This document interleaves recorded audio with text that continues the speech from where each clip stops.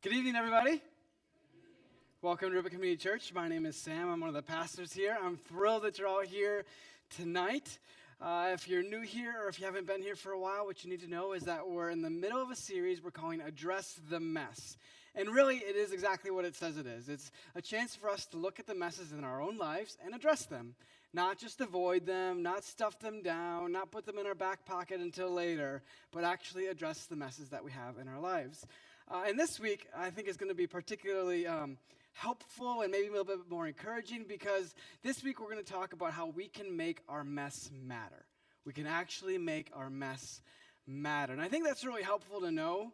Like sometimes it sometimes feels like you got this mess in your life and it's just kind of sitting there and it's exhausting and tiring and frustrating, but it doesn't really have a purpose. Well, tonight I'm excited to talk about the fact that we have a mess that we can actually make matter.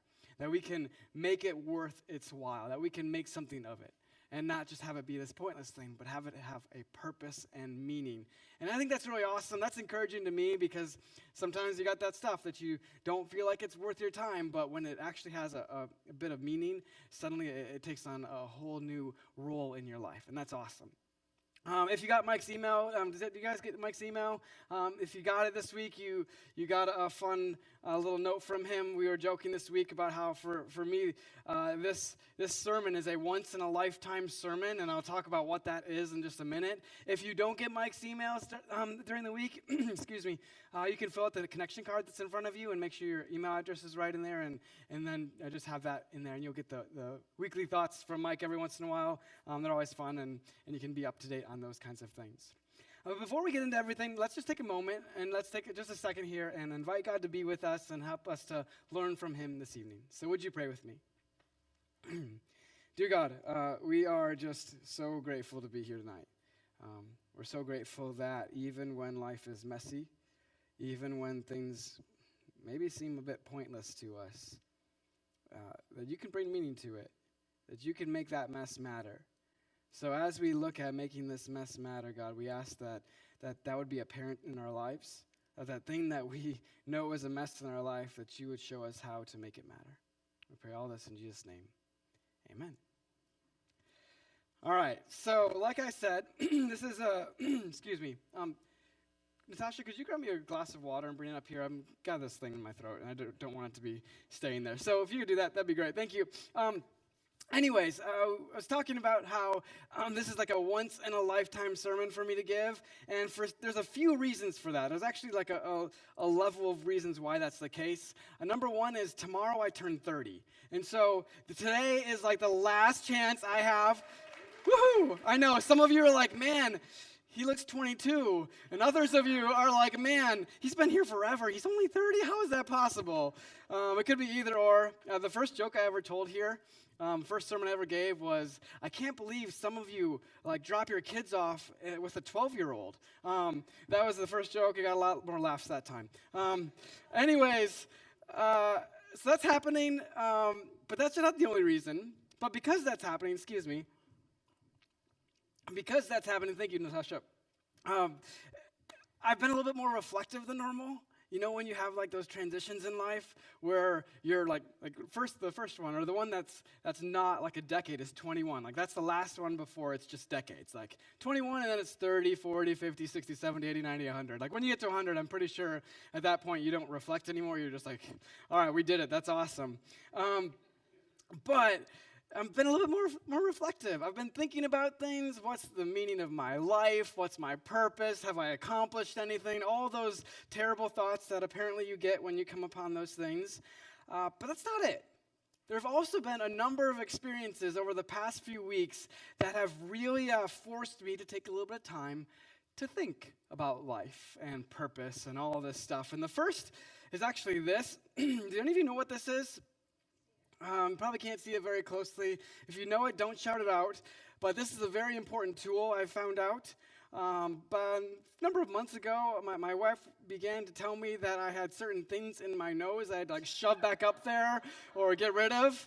And she said that enough times where I'm like, maybe I should bite the bullet and buy a nose hair trimmer. So that happened recently. I'm pretty excited about that, and I think she is more excited about that. No more nose hairs. I figure I'm going to do it till I'm 50, then I'm just going to ignore it, okay? So I got 20 years of nose hair trimming, then I'm going to stop. So that happened. About a week and a half ago, in addition to that, I was getting a little bit sick. I've been kind of feeling stinky for a while. As you can tell, I'm still on the very ends of this cough that's been dragging everybody down. But I had something that seemed a little bit more than a cough, and so I've been trying to put it off for a long time. And so finally, a week and a half ago Thursday, I finally was like, okay, I got to go to the doctor. I have to go to the doctor. I haven't been to the doctor for a while. And so I make an appointment. I go in the afternoon. I'm not feeling good. I'm walking in like this. And I get in there, and they're like, oh, guess what? You probably should have taken your temperature because you have 102 fever. Awesome. And then one of your lungs, oh, it's awesome. I think you have a spot of either pneumonia or bronchitis. So that happened a week and a half ago. And so I've got this spot in my lung, and either we could go get an x-ray, find out which one it is, or we could just give you some antibiotics and hopefully make you better. And so I've now very much passed the antibiotics, and it's definitely done its number on my body and hopefully made me healthy. But as I was going to get my antibiotics at the drugstore, I went in and man, it's been a while. And I knew it had been a while since I'd been to the doctor. Yeah, you haven't been here since 2009. So I haven't been to the doctor since 2009. Man, that's a long time. I probably should do that more often. So that was, I'm turning 30, I'm doing this thing where I'm going to the doctor and realizing that, pneumonia or bronchitis can be really serious if you don't treat it. You need help from a doctor in order to treat it and get past it, because if you don't, it can get really, really bad. So there's that moment where I realized, wow, I can't just avoid these things. I actually have to consider, maybe I'm getting older, maybe life isn't forever. You have to think about these things. I'm also turning 30, so I realized this stuff. And if that were all of it, if that was everything, I wouldn't have told you any of the stuff I've just told you. I would just avoid the whole topic that I'm changing age and everything. But there's one other thing. And this is what really makes it a once-in-a-lifetime sermon, because I'm never going to tell this story in a sermon again. There's something that happened a few weeks ago that really kind of put it over the top for me. My wife and I and our kids, we're excited. My wife and I, we're gonna surprise our kids. And on a Friday afternoon, we're gonna pick Ramsey up from school, and we're gonna hop in the car and jet over to Fond du Lac and go a little bit past Fond du Lac to the Little Farmer. Has anybody been to the Little Farmer before? It's a really awesome place. So we do that, right? We pick the boys up. We jet over to Fond du Lac. Everything's going great. It's been awesome. The kids are playing. You can toss a picture up there. Both my boys are in that picture. One's just poking his head out of the hole there, and the other one is a little further ahead. And they're playing. They're having a blast. They're having a great time. Then Ramsey, my oldest son, rode this little thing for 3 hours. And it was just so much fun.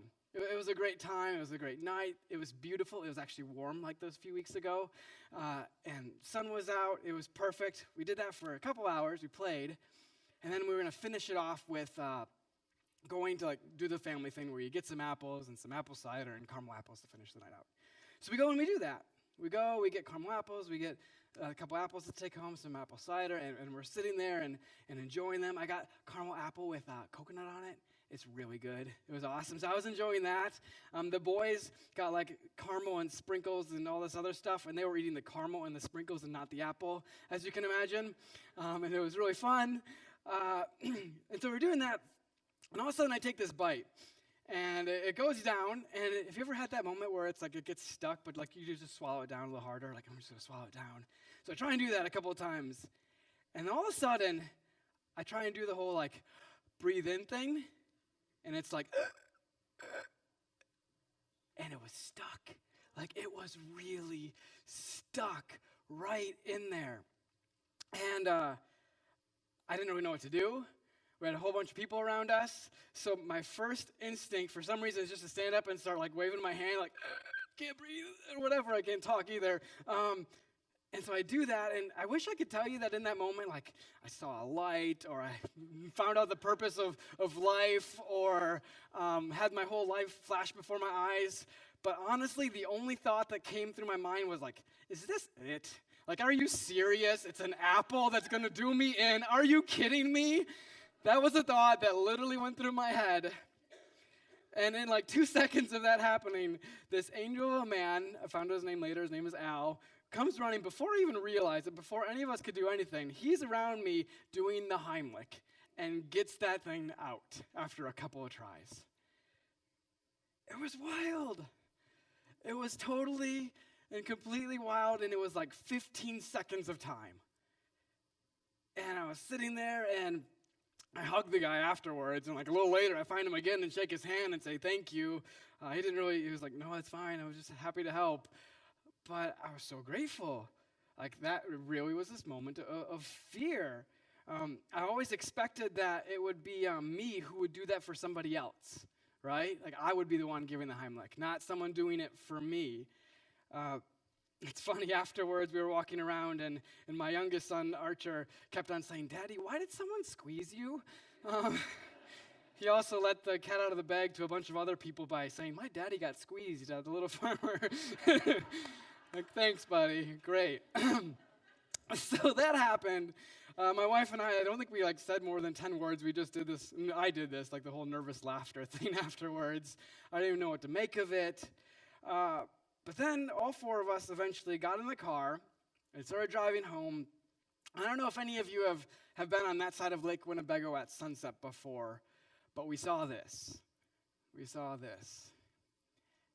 And this doesn't do it justice, but it was spectacular. And I'm pretty sure that that's the most I've ever enjoyed a sunset. I really experienced it. I was driving, but I was looking at it and just amazed by it. It was messy. I mean, that was a messy moment, those few seconds, and it was uncomfortable and weird. But life, for all of us, life, it can get very messy, but those messes, they can matter if we let them. They can make a difference if we let them. A couple weeks ago, got a doctor checkup. Not because I was doing a checkup, but because I was too sick, which is maybe not the smartest thing for myself, but as I was considering that, I was thinking about how we really should do some more checkups. We should do some more checkups from time to time. And we shouldn't just do doctor checkups. We should do checkups on our own life.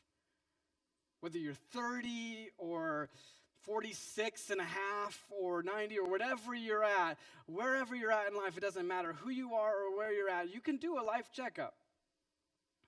And the checkup that moment forced me to have was to really ask myself this question.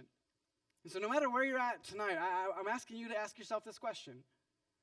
It's this question right here is are you appreciating this life you've been given, because it is a gift, and everything in it is a gift, like it could all be lost in a literal moment?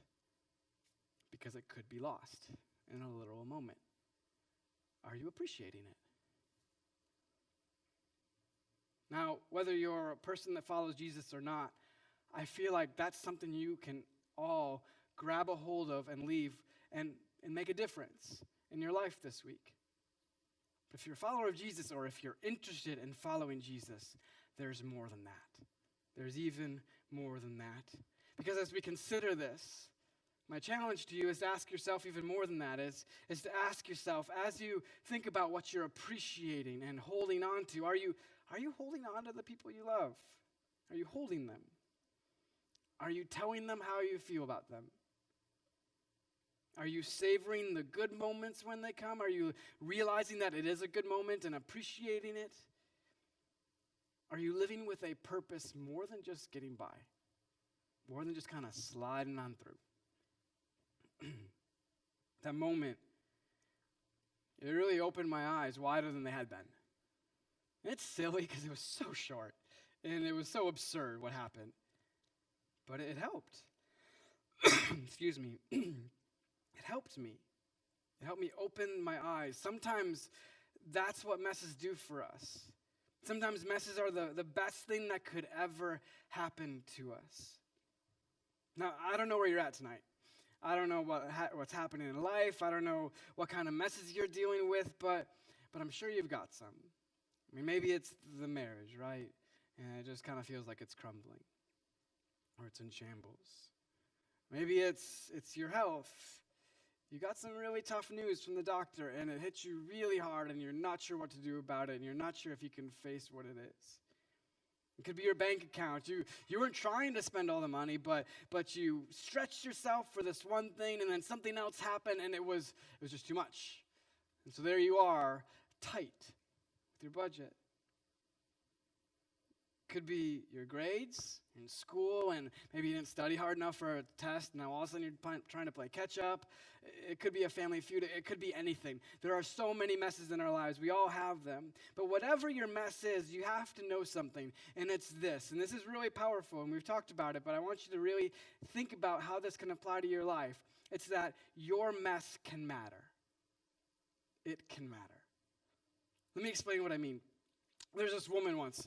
Actually, let's start with Jesus. Jesus was walking with his disciples into a town, and it was a Samaritan village. And Samaritans are people that are not like the Jews. They kind of worship the same God, but they do it in a different way, and they disagree about a whole bunch of stuff. And so the Jewish people don't like the Samaritans. But Jesus, he's going into the Samaritan village, and he stops on the outskirts and sends his disciples in to take care of some things. And so there he sits on the outskirts of town by a well. And while he's sitting there, a woman walks out to him, just walking out towards the well. And this woman, as we can tell, because it's the middle of the day, there are some things we should know about her. She is probably, by most standards in that day, not considered to be a very high moral character. In part because she's there in the middle of the day. We can assume this because when you're going out to get water, you don't go in the highest heat of the night of the day. You go in the early morning or the late evening when it's cool. And so this woman goes in the middle of the day. She's trying to avoid everybody else. And so out she comes, and Jesus sees her, and he asks this woman for a drink of water. He asks her to get her some water, and they go back and forth about a bunch of different things. They start talking about religion and faith and why the Samaritans do some things and the Jewish people do other things. But eventually the conversation comes to the point where it happens like this. Jesus asks her to go and fetch her husband. And so she says, "I don't have a husband," the woman replied. Jesus said, "You're right. You don't have a husband, for you have had 5 husbands, and you aren't even married to the man you're living with now. You certainly spoke the truth." Can you imagine being that woman in that moment? You didn't think this guy knew anything about you. And there he is, telling you about every one of your messes that you've made and the one you're living in right now. And I mean, today, 5 husbands is a lot. Then, that was a crazy amount. That was absurd. And yet, there she was with her mess laid out in front of Jesus, and there it was. He knew all about it. What was he going to do? What was he going to do? And what was she going to do? She's exposed. And so there she sits, and like the impetus is on Jesus now. Like, what's he gonna do? And why did she not run away? For a couple of reasons. For starters, Jesus does a few things that makes this moment matter. For starters, he doesn't judge. He's not telling her that she's going to get a particular consequence because of the type of person she is. There's no judgment there. It's just reality. And that's the second thing Jesus does. He's honest. He says it like it is. He's not judging you for why it is like it is. It's just an honest assessment of reality. This is the way it is. And the third thing Jesus does, and this really goes back to last week's message. If you missed it, you should go online and listen to it. It's all about the mess in the mirror and the type of mirror that Jesus is and how we can move us forward. Go back and listen to that if you haven't. But for this particular one, what Jesus does is he offers something better.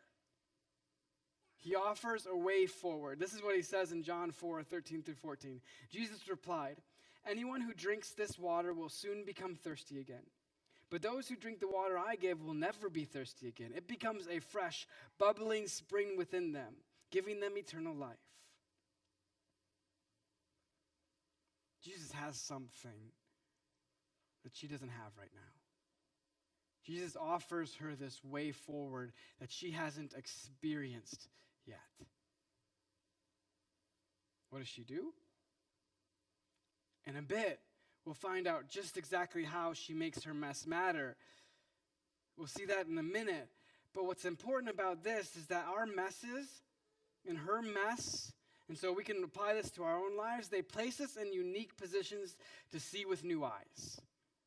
With really new eyes. When we're in the mess, we're more aware of our needs and what most matters than we typically are. We get it, right? When the mess happens, we understand, we experience, we know the situation, we know what matters most. There's another example of this. At the very end of Jesus' life, he finds himself on a cross. Next to him are two other men. One hanging on one side, one hanging on the other side. Both of those men had found themselves in a very difficult mess. You can imagine how they felt that day. Their messes were so bad that the Roman government at the time deemed them only worthy of being an example of how bad their mess was to other people. Their mess was going to be made an example of. So other people could just see how you shouldn't have your life amount to this kind of a mess. That's what his mess was. It was that bad. So there these two guys are hanging next to Jesus, and one of them says, "Hey, Jesus, if you're the Messiah, you should just go ahead and prove it by saving yourself." It's kind of like poking fun at Jesus. And I know you maybe have experienced that, or maybe you've known somebody who does something like that. You're like that man where you get in this tough situation and you kind of make fun of this idea of maybe Jesus can help. And you just kind of poke fun at it. But then there's the other guy. The one who was aware of just how bad his mess was. And there he is, hanging next to Jesus, and man, did he make his mess matter. Because just think about it. What a break did this guy get? Okay, he's lived a tough life, a really messy life, and he's going to die. He gets to die next to Jesus, okay? What a great break to get. Can you imagine? Like, at least there's this guy that can do something about it. Literally, there's nobody in the entire history of the world that would be a better person to die next to than Jesus. And so there he sits next to Jesus, and he says this. It says about the criminal protested, "Don't you fear God even when you have been sentenced to die? We deserve to die for our crimes, but this man hasn't done anything wrong." Then he said, "Jesus, remember me when you come into your kingdom." That's a pretty good way to make your mess matter. Oh, almost, but that's good. You can go ahead and do that. Go ahead. Because this is what I want to show you guys.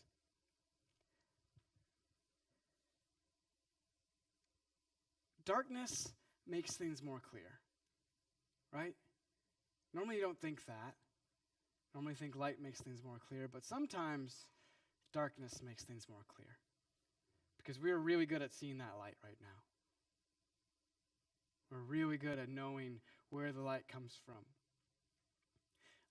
I once sat next to a person who had some pretty bad life circumstances happening to them.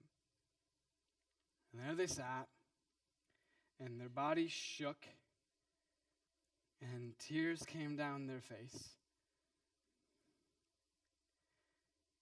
And in that moment, with all this heaviness and this darkness in their life, they said something that I never expected them to say.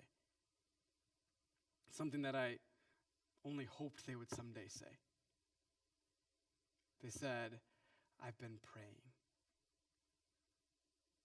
And I've been asking God to make it all better. To make all this hurt go away." See, they'd been in this mess, this darkness. And sometimes when you're in the darkness, you're just looking and grasping for something with some more light than you've got. You're just hoping to find it and to be able to look to it and experience it and be drawn to it. So when it's dark like this, that light, it shines brighter. It's actually more clear. Jesus says this, I am the light of the world. If you follow me, you won't have to walk in darkness because you will have the light that leads to life. If you are looking for some light to guide you, there is no brighter guiding light than Jesus is. There's nothing better than that. But here's the truth. And here's something we all need to know about when that darkness happens. It's that darkness always fades. Darkness always fades. That light isn't as bright as it once was. It's not as visible as it was just a moment ago. With time, the things around you brighten up a little bit. The light isn't as clear as it once was. But a minute ago, in that darkest of moments, the light you want in your life, it was so vivid. It was so obviously there. That's how you can make your mess matter. That's how it can matter. Like the man on the cross next to Jesus, he saw this light and he took his moment because it was just a moment that he had. And he said to Jesus, remember me when you enter your kingdom. And Jesus said back to him, today you will see me in paradise. Today I will see you there. He made his mess matter. He's with Jesus now. That's the best possible way to make your mess matter. He saw that light in his darkest moments and he ran after it. The woman at the well. She had that moment where her guts are spilled before Jesus. The mess is there for him to see, and she could run from it or she could do something with it. She could make it matter, and she did. She runs into the town and begins to tell all the people, come and meet this man who told me everything I ever did. And the people spill out of the town, head to meet Jesus, and so many of them believe in him and begin to follow him. She made her mess matter. She could have been ashamed of it. She could have dwelled in it. Oh my goodness, he knows about it. Oh, I can't believe it. No. She made her mess matter. How about you? How about you? Have you made your mess matter? I asked that question at the beginning about where you're at right now and doing that life checkup, like a doctor's checkup, but for your life, wherever you're at, no matter your age and situation or whatever. Have you done that life checkup? That first question, like it said, was this: are you appreciating this life you've been given? It's a gift that you've been given it, as if it could be all be lost in a literal moment. Are you appreciating it? Because there are so many gifts that when we take the time to realize it, that are right there in front of us. Don't let it take a mess to help you realize that. I'm going to add two more to that. So you've got one life checkup question. We got two more to go. The second one is this: are you living for something you'll be glad you lived for? When you're in that dark moment, you see those lights. And there are a bunch of ones, but there's one that's the brightest. There's the Jesus light that's the brightest, that's worth living for. There are all these other nice things that you could live for. But don't you want to live for the thing that's the brightest? The thing that shines through all the darkness no matter what? The thing that has lasting impact, that has some water that never runs dry? Don't you want to live for that? And have you been? Have you made your mess matter like that? And the third question is this: how are you making the mess you've got now matter? Let me tell you how you can do that. Wherever you find yourself today, or maybe in a couple weeks from now when you remember this message, when life takes this turn, there's a way to make your mess matter, and it's foolproof. All it takes is a yes.